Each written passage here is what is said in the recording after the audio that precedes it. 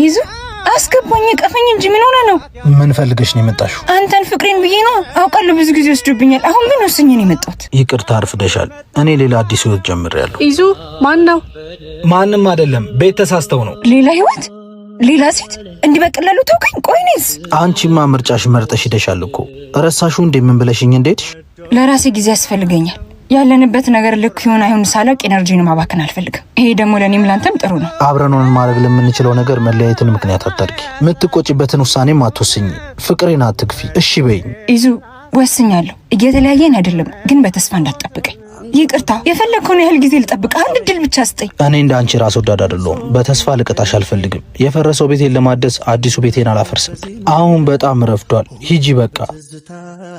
እውነት ለሷ ብላ ትተወኝም አይደል? ለማንም ብዬ አልተውሽም። አንቺ እኮ ፈጣሪ ህመሜን አይቶ የሰጠኝ መድኃኒቴና በረከቴ ነሽ። በረከቴ ስትል አስራትህን አስገብተሃል አይደል? አዎ፣ ገዳማት የቤተ ክርስቲያናችን ስውር ጓዳዎች